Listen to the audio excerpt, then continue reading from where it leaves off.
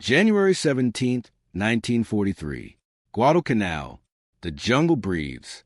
Somewhere in the tangled darkness of the Solomon Islands, beneath a canopy so thick that moonlight dies before reaching the ground, a Japanese lieutenant named Takeshi Yamamoto sits with his back against a banyan tree.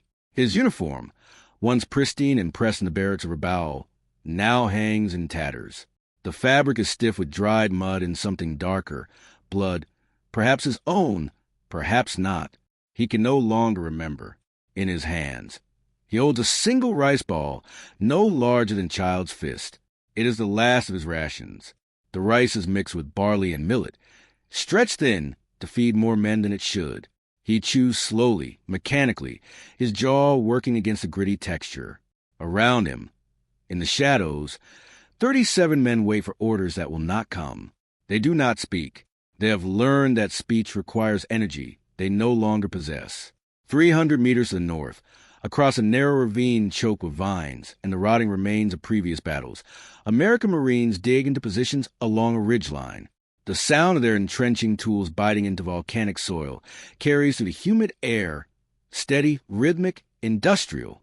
To Yamamoto, it sounds like the ticking of a great clock, counting down to something he does not yet understand. He closes his eyes and remembers the laughter. It was only 6 months ago, though it feels like a lifetime. June 1942, the Officers' Club in Truck Lagoon. Sake flowing freely, cigarettes abundant, the air thick with confidence bordering on arrogance. They had laughed at intelligence reports describing American logistics, laughed at photographs of American soldiers, soft-faced and undisciplined, lacking the spiritual purity that came from Bushido, laughed at the idea that a nation of merchants and movie theaters could stand against the warriors of the emperor. Lieutenant Yamamoto had laughed with them. He is not laughing now. To understand why the laughter died requires stepping backward into the architecture belief that the Japanese military had constructed around itself in years leading to December 1941. The Imperial Japanese Army and Navy were not merely fighting forces. They were the physical manifestation of an ideology that merged ancient warrior codes with modern industrial ambition. Bushido, the way of the warrior, had been systematically revived and weaponized by the state. It taught that spiritual strength could overcome material weakness, that one Japanese soldier, properly motivated, was worth 10 of any other nation, that death in service to the emperor was not tragedy but transcendence. This was not propaganda in the Western sense. It was curriculum, drilled into every recruit from their first day of training. Japanese soldiers were taught to view surrender as a moral failure worse than death. They were trained to endure hardship as a form of spiritual refinement. Hunger sharpened the soul. Exhaustion revealed one's true character. Suffering was a forge in which the samurai spirit was tempered, and for a time, this ideology appeared to be vindicated by reality. The conquest of Manchuria, the subjugation of China's eastern provinces, the lightning campaigns of December 1941 and the spring of 1942 that saw Hong Kong, Singapore, the Philippines, Burma, and the Dutch East Indies fall in rapid succession. Everywhere the Japanese military struck, it seemed to confirm what the officers had been teaching, that willpower and discipline could triumph over material advantage. British forces in Singapore, numerically superior and defending what was called an impregnable fortress, surrendered after a week. American and Filipino defenders in Bataan held longer, but ultimately collapsed. The Western powers, despite their wealth and industrial capacity, appeared hollow, unable to match the ferocity and commitment of Japan's soldiers. But ideology, no matter how fervently believed, eventually collides with mathematics, and the mathematics of the Pacific War were brutal in their clarity. Japan, for all its warrior spirit, was a resource-poor island nation attempting to fight a prolonged conflict against the United States, a continental power with a population nearly twice as large, an industrial base 10 times greater, and access to resources that Japan could only dream of. Steel production, oil reserves, agricultural output, manufacturing capacity. In every material category, America held advantages that were not merely significant but overwhelming. The Japanese high command knew these numbers. They had planned accordingly, or so they believed. The strategy was predicated on striking hard and fast, seizing a defensive perimeter across the Pacific, and forcing the Americans to negotiate a peace rather than endure a costly war of attrition. It was a gamble that assumed American resolve was brittle, that a democracy of comfort-loving individualists would choose accommodation over sacrifice. They were catastrophically wrong. Guadalcanal was where theory met reality, where the assumptions built over years of training and indoctrination began to crack under the weight of actual conditions. The island itself was a miserable piece of real estate, 100 miles long, 30 miles wide, covered in dense jungle that bred malaria and dysentery with the efficiency of an industrial process. The Japanese had begun constructing an airfield there in June 1942, part of the defensive perimeter strategy. The Americans landed on August 7, 1942, in the first major offensive operation of their Pacific campaign. What followed was 6 months of combat so savage, so consuming, that both sides would remember it as a descent into a special category of hell. For the Japanese soldiers who fought there, Guadalcanal was supposed to be another demonstration of spiritual superiority. The initial American landing caught them by surprise, but reinforcements were quickly dispatched. The soldiers who arrived carried the same assumptions that had fueled their earlier victories. They expected the Americans to fold under pressure, to lack the stomach for close combat, to be soft. The first engagement seemed to confirm this. American positions were probed, sometimes overrun, but something was different. The Americans did not break. They fell back, reorganized, and counterattacked. They called in artillery with a precision and volume that Japanese forces had never experienced. They coordinated air support that turned jungle trails into killing grounds. And most perplexing of all, they seemed to have an inexhaustible supply of everything. This was the detail that first eroded the laughter. Not defeat in battle. Defeat could be explained, rationalized, avenged. But the sheer abundance of the enemy was something outside the framework of Bushido. It could not be overcome by spiritual strength because it was not a test of will. It was a fact of production, of logistics, of an economic system that could translate industrial capacity into battlefield supremacy with a speed and scale that seemed almost incomprehensible. Japanese rations on Guadalcanal were calculated to provide 1,800 calories per day per soldier. In practice, supply lines broke down quickly. Ships attempting to reach the island were hunted by American submarines and aircraft. The Tokyo Express, the nighttime destroyer runs that became the primary method of resupply, delivered men more reliably than food. By October 1942, Japanese soldiers on Guadalcanal were receiving less than 800 calories per day. By December, many were subsisting on half that, supplementing meager rice rations with whatever they could forage: jungle plants, insects, roots that caused violent illness but filled the stomach briefly. Soldiers began to lose weight at rates that impaired combat effectiveness. Malaria, already endemic, became more severe in bodies weakened by malnutrition. Men developed beriberi, their legs swelling grotesquely. Tropical ulcers that would have been minor infections became gangrenous wounds. The jungle, indifferent ideology, consumed them, and across the perimeter, the Americans ate. This is not hyperbole or propaganda. This is documented fact, preserved in diaries, official reports, and the testimony of survivors from both sides. A Japanese soldier named Kiyoshi Watanabe, captured in late January 1943, told his interrogators about the moment he stopped believing in victory. It was not during a battle. It was one night in early December when his patrol approached American lines on a reconnaissance mission. They were supposed to observe defenses, count machine gun positions, and withdraw. But as they crept through the undergrowth, the wind shifted, and Watanabe smelled something that stopped him cold. Cooking meat. Not the thin broth of fish and seaweed that represented a feast in the Japanese camps, but the rich, fatty smell of beef or pork being grilled over an open fire. His stomach, empty for 2 days except for a handful of rice mixed with gravel, contracted so violently that he nearly vomited. The patrol leader signaled to continue forward, but Watanabe found himself frozen, mesmerized by that smell.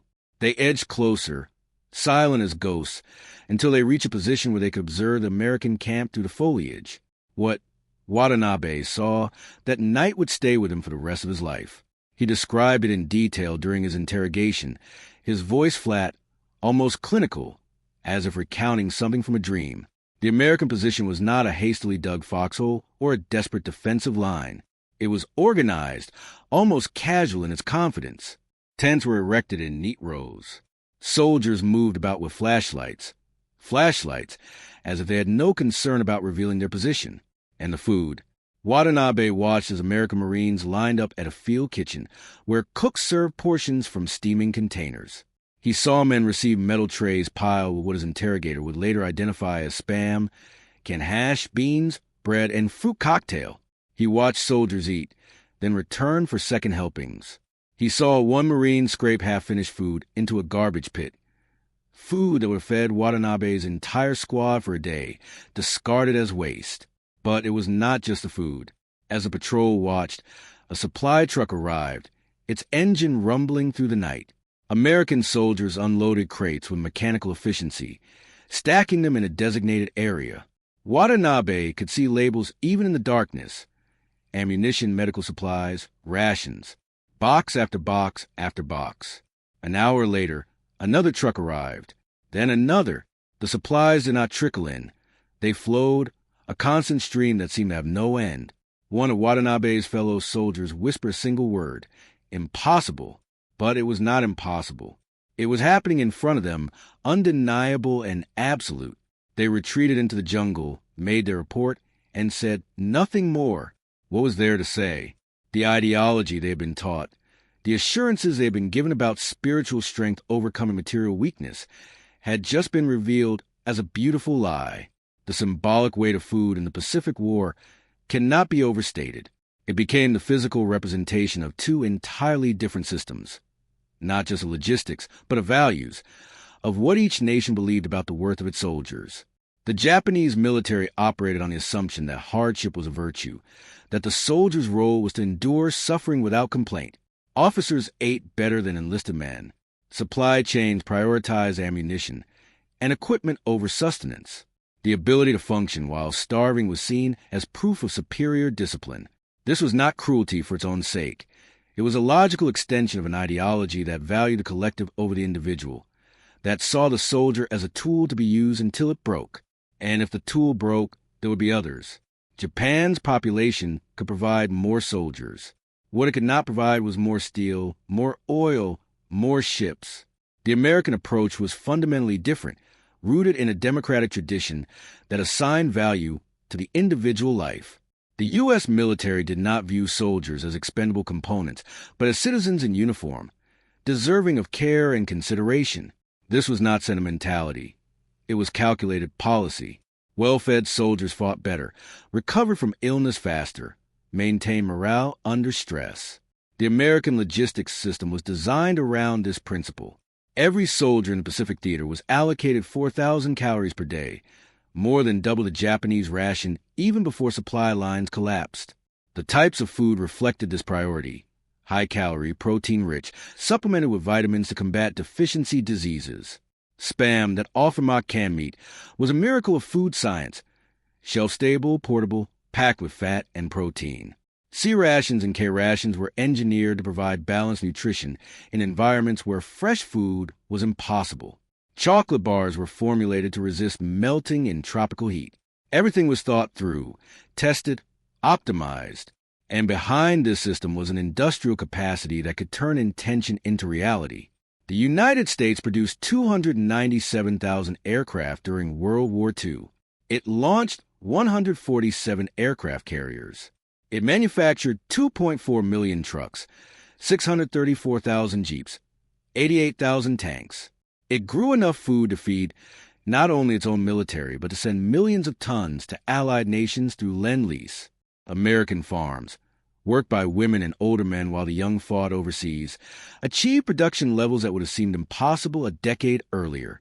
Factories operated 24 hours a day, 3 shifts, turning out Liberty ships at a rate of 3 per day at peak production. The lag time between an order being placed and supplies reaching frontline troops in the Pacific was measured in weeks, not months.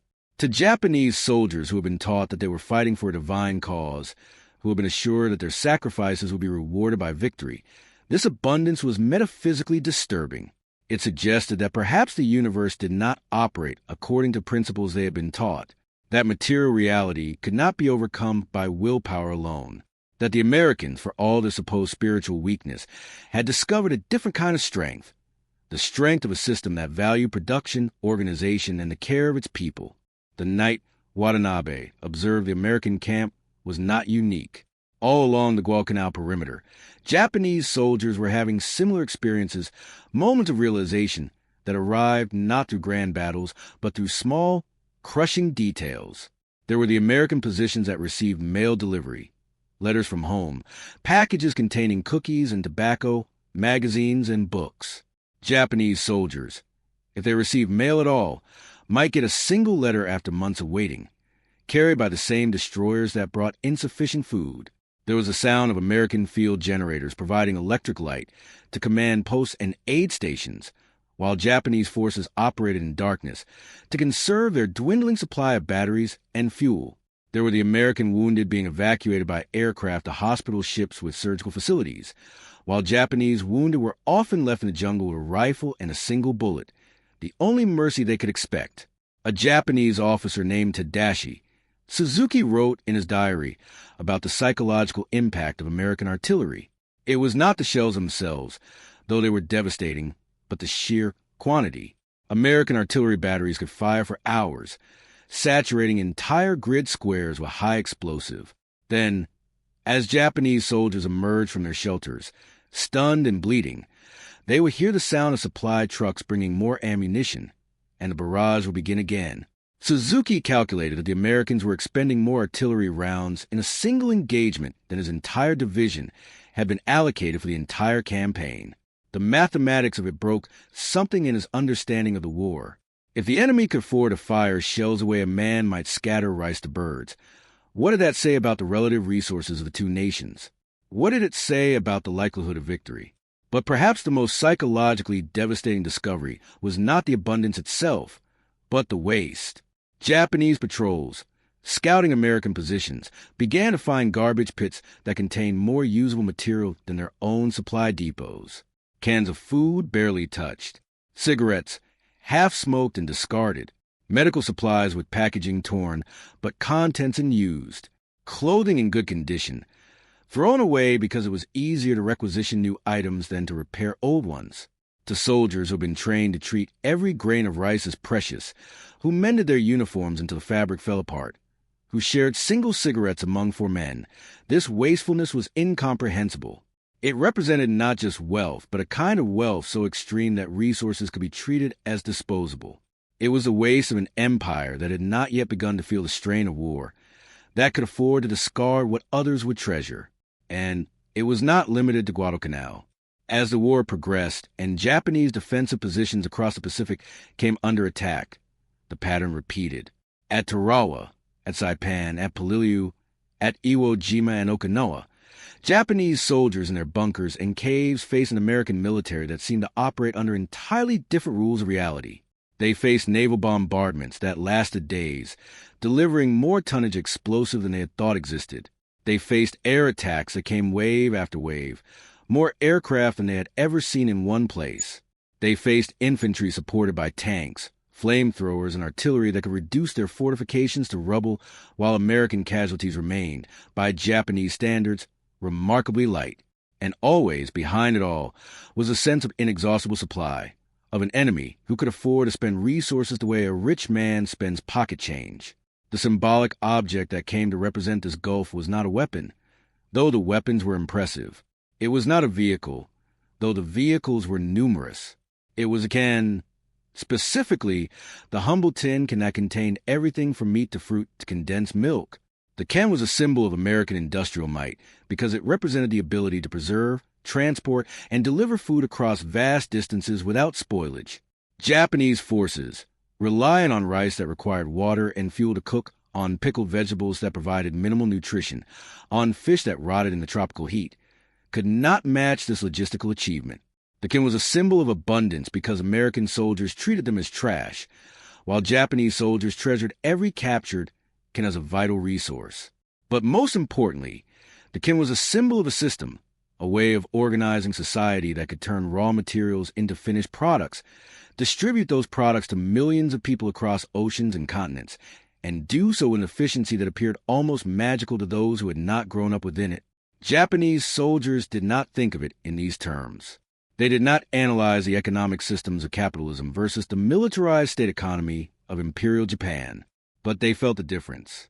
They felt it in their empty stomachs, in their weakening bodies, in the way their officers could no longer meet their eyes when promises of resupply and reinforcement failed to materialize.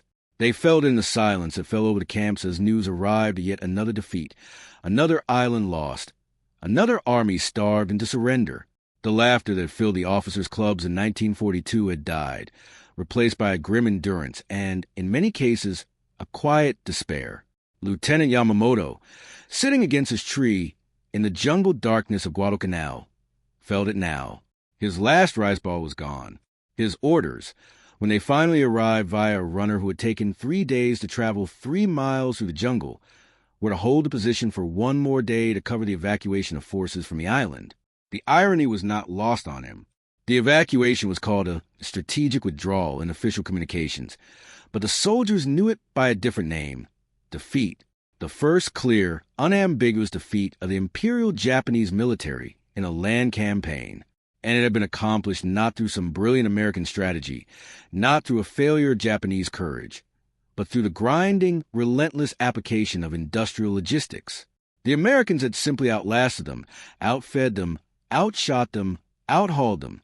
They had turned the jungle into a warehouse and the ocean into a highway, and no amount of Bushido could compete with that.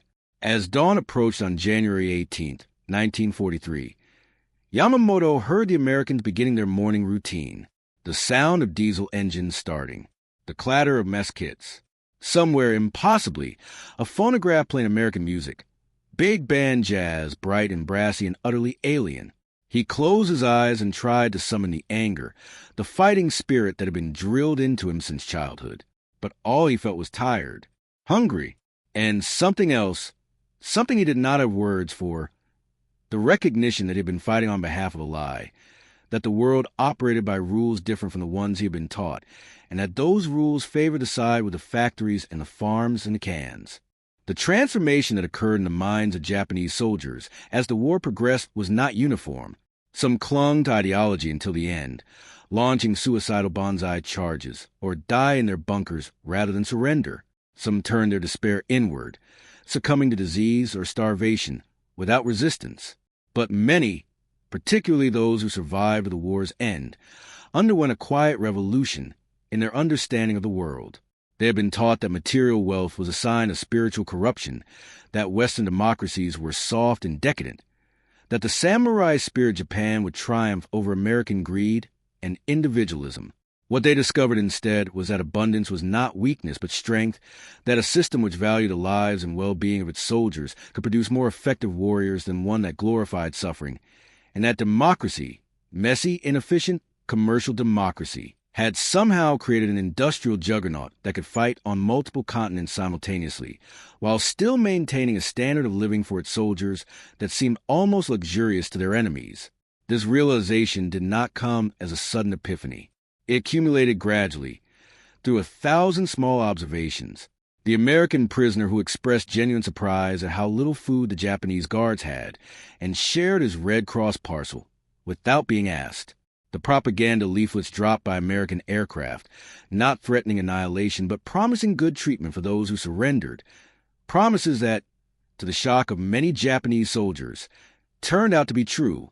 The American medics who treated Japanese wounded after battles, expending their supplies on enemy soldiers when their own ideology would have demanded leaving the enemy to die. Each of these moments chipped away at the edifice of belief that had sustained the Japanese military.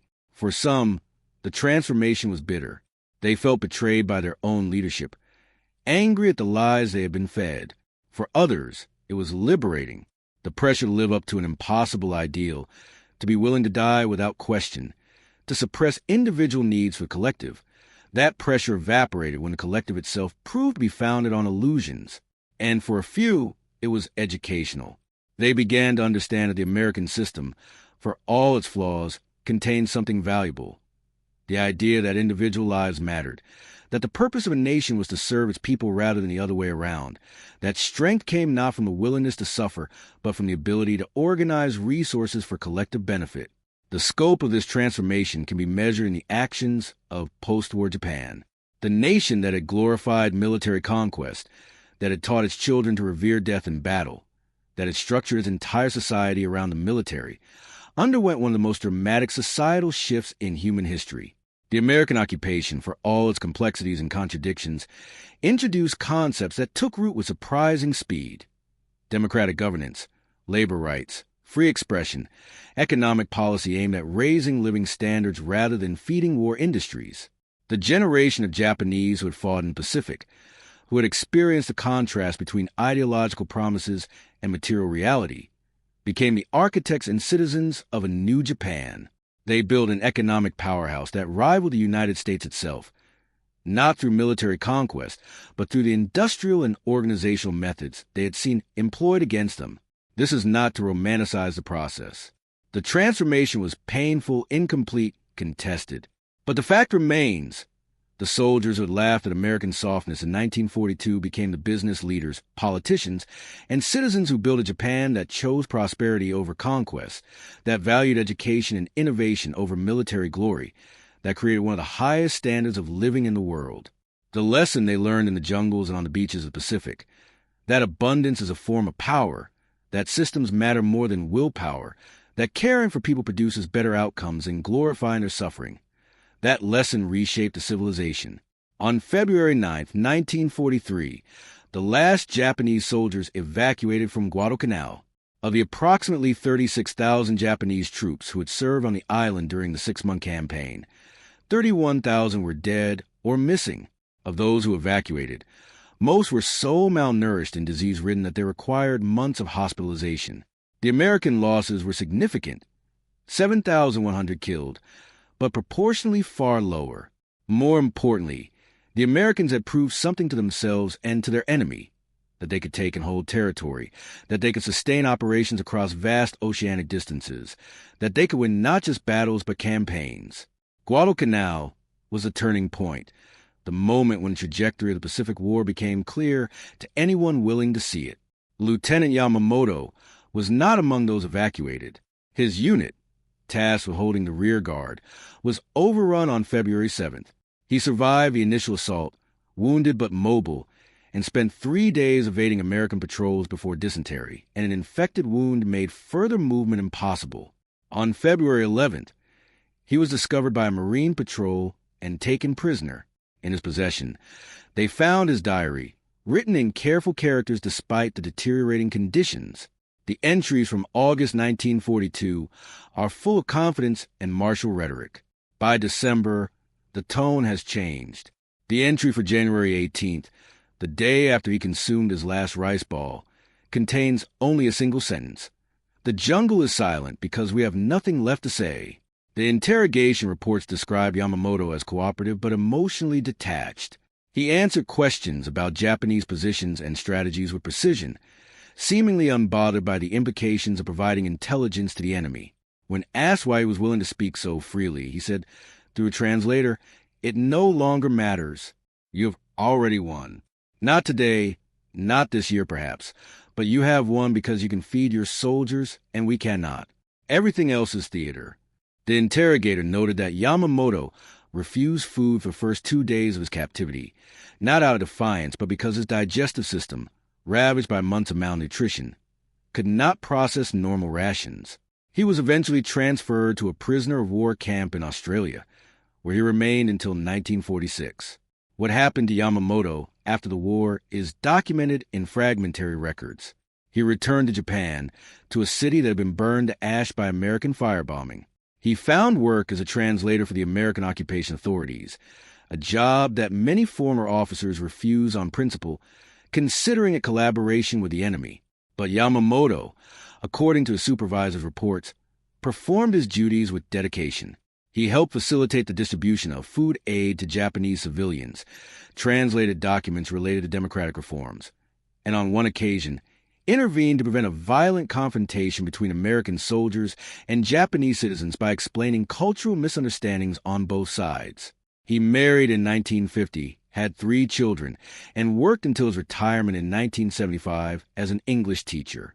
He died in 1989, survived by his children and 7 grandchildren on the Pacific War. Visitors who read it, particularly the later entries, report a sense of profound sadness, not just for the suffering described, but for the dawning awareness in the writer's words, the slow realization that everything he believed, everything he'd been willing to die for, was collapsing under the weight of reality that ideology could not alter. The story of Guadalcanal and of Lieutenant Yamamoto and of the thousands of Japanese soldiers who fought and died across the Pacific is not simply a tale of military defeat. It is a story about the collision between belief and evidence, between what we tell ourselves about the world and what the world actually is. The Japanese military cultivated a beautiful, seductive ideology that the human spirit, properly disciplined and directed, could overcome any material obstacle. That suffering was ennobling, that individual needs were insignificant compared to collective glory. For a time, this ideology seemed validated by success. But success built on illusion is brittle, and when it encounters a system grounded in different principles of abundance, of valuing individual human lives, of harnessing industrial capacity to serve collective ends, the illusion shatters.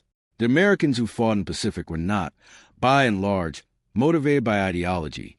They fought because their country had been attacked, because their leaders told them to, because their friends were fighting beside them. Many of them were draftees who would have preferred to stay home. They complained about the food, the heat, the officers, the boredom between battles. They were not samurai.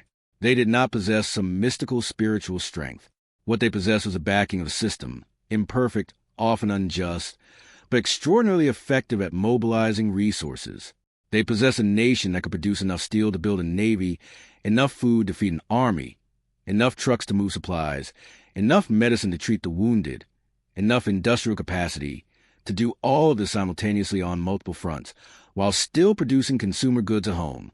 And they possessed a political system that, for all its flaws, had inculcated the idea that individual citizens had value, that their lives were not mere tools to be expended, that the government existed to serve the people rather than the reverse. This was the real contest of the Pacific War, not just between armies or navies, but between 2 fundamentally different visions of how society should be organized. One vision elevated the collective above the individual, glorified sacrifice, treated material well-being as spiritual weakness. The other vision, however imperfectly realized, insisted that abundance was a worthy goal, that caring for people was not weakness but strength, that freedom and prosperity were not incompatible with discipline and effectiveness. The outcome of this contest was not predetermined by ideology, but by the practical results each system produced. One system starved its soldiers while telling them that hunger sharpened the spirit. The other system fed its soldiers, equipped them, cared for them, and in doing so, created a military force that could sustain operations across the largest ocean on Earth. There's a recording, preserved in the U.S. National Archives, of an interview conducted in 1986 with a Marine veteran named Thomas O'Brien, who had fought on Guadalcanal. The interviewer, a historian researching the campaign, asked O'Brien what he remembered most vividly from his time on the island. O'Brien, by then in his 60s, paused for a long time before answering. What he finally said was unexpected. The smell of their camps. When we'd overrun a Japanese position, you'd smell it before you saw it. This sour, rotting smell. Not just bodies. Those were everywhere, but something else. Desperation, maybe starvation. You could smell it in the air. And I remember thinking, these poor bastards, they fought like hell, but they were dying on their feet before we even got there. And then I'd get back to our lines, and there'd be hot coffee and canned peaches, and I felt, I don't know, grateful, I guess, but also kind of guilty, like it wasn't fair. That sense of unfairness, the recognition that the contest was unequal from the start, haunted many American veterans. They had been taught to respect their enemy, to view the Japanese soldier as a formidable warrior. And in many ways, the Japanese military fought with a tenacity, a willingness to endure hardship, that impressed and disturbed the Americans who faced them. But tenacity without logistics is just slow-motion defeat. Willpower without supply lines is theater. The Japanese soldier no matter how brave, how disciplined, how committed, could not overcome the fundamental imbalance in resources. He could make the Americans pay a high price, and they did on every island, in every jungle, but he could not win. The mathematics was against him from the first day.